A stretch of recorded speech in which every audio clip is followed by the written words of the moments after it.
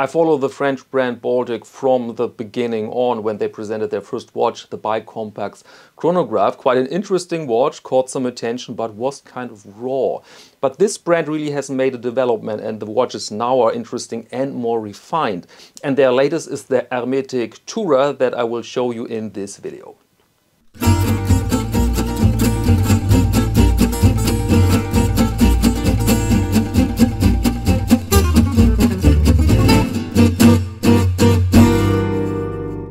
Welcome to Caseback Watches, my name is Tim, and in this episode our topic is the Baltic Hermétique Tourer. And I came across this watch for my video series Watch of the Week, where I present you every Monday brief information about a recently introduced timepiece. And sometimes people ask, why are these videos so short? Why don't you show the actual watch in the studio? And the reason on the explanation is very simple. This is the entire idea. Watch of the Week is an appetizer every Monday to give you quick information beside my own taste. Doesn't matter there, right? It's just an overview about the latest timepieces in the entire watch market. But sometimes, of course, I see something and I think this would be awesome and great for an in-depth review. And this happened here with the Baltic Hermétique Tourer. It was very simple. I just wrote Baltic here. I presented you watch and Watch of the Week. I like it, and I'd love to wear it a week or so to test it. And they said yes. Was very simple. So thanks for that. And yeah, the parcel arrived. I grabbed the watch and it was on the wrist, and I enjoyed it immensely during some walks and some work in the workshop. And I produced a little short with it, Watches in the Wild. You can check out my shorts here on this channel, fairly new. And I enjoyed it immensely, despite some people have warned me that the watch offers a very special look, yes. But it offers also bold indices made completely of lume. Luminescence is the material here for indices, and then you have huge amounts of lume on the hands and everything. And some people said, oh, this can be distraction or can cause distraction. It can be too much for everyday wear. My impression is it's spectacular when you are in the dark, yes, but it doesn't affect your enjoyment during the day at all. And so I'm really fine with that. But I will show you what I mean right now in the lightbox. And there it is in full beauty, the Baltic Hermétique Tourer. Let's begin, as always, with a bit of orientation, with the measurements and with the specifications. So what we have here is an automatic watch with a case diameter of 37, which is pretty rare. Often you find 36, often 38, but no, here we have 37.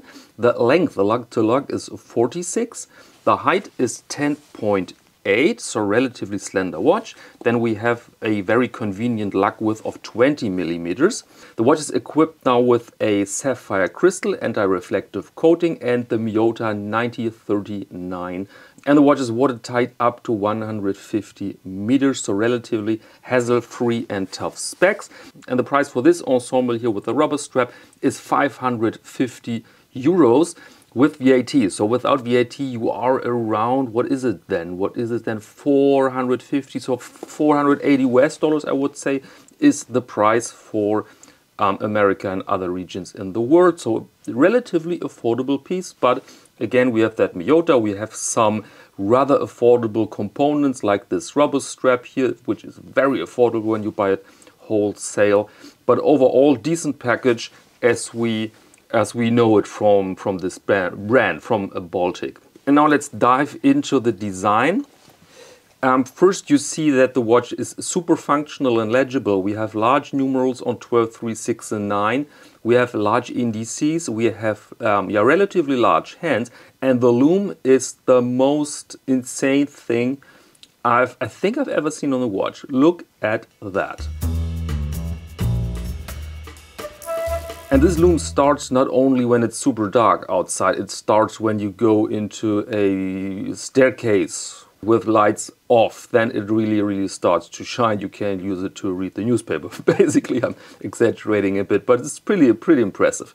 And you find also very classy elements here, like the railroad track there. The other elements are pretty reduced, so you have only the brand, the watch name Hermétique, and the 150 meters here on the dial.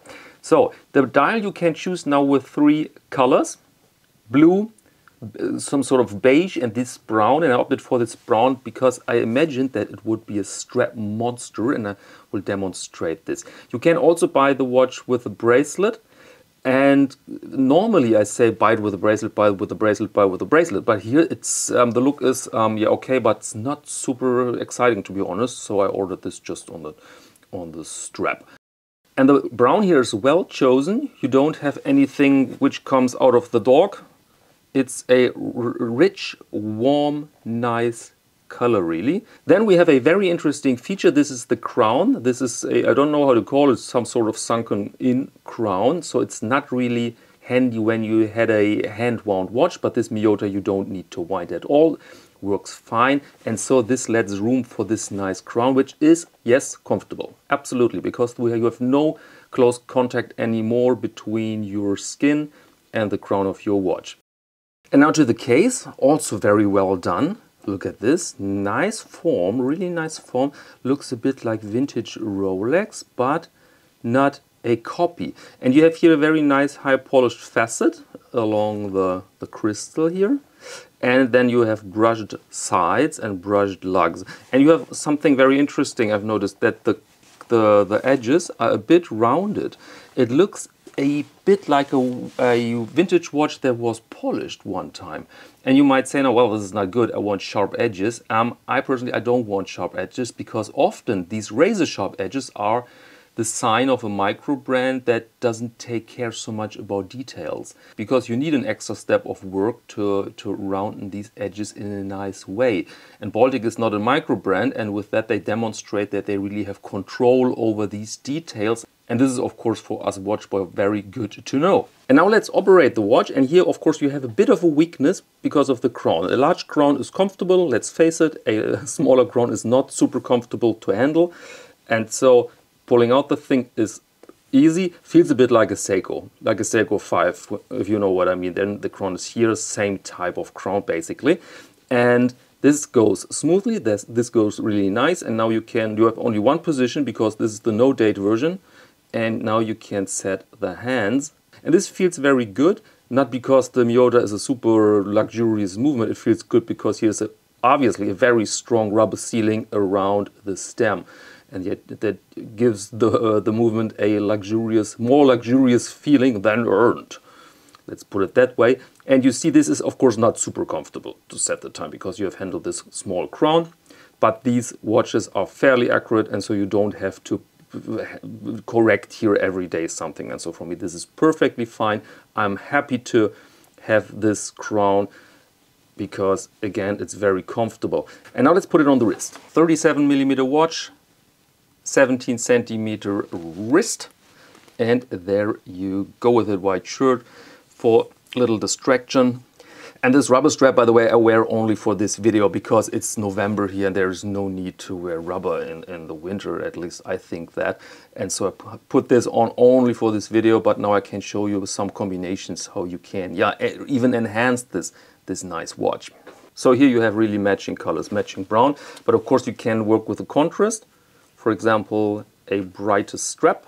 This is the Caseback number 2, and I think this is a very, very nice combo that enhances even the dial. Or you can match this, but for the winter time, with something dark.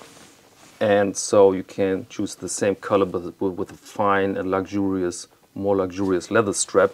And I think this also enhances the entire watch. See this? And I also could imagine it very, very, very, very well. Unfortunately, I don't have one, with a NATO strap in beige. NATO strap in beige. Then you have a really, really nice combo. So, verdict, great thing. Absolute great thing. I mean, this is really an all-round watch because you can dress it up, you can dress it down. It's not too big, not too small, at least for average wrist. I see when you have a very large wrist, you can be a bit in doubt about that point. And the price is 550 euros, which is a decent price for this package and for the service they offer. Again, they're not longer micro brand, I would say. And you have good after-sales service, and I've never heard many complaints about Baltic when something went wrong. And of course, with every product, things can go badly wrong, but then you really rely on a company with after-sales service. And so I'm super happy with that watch. I find this really, worth a big recommendation.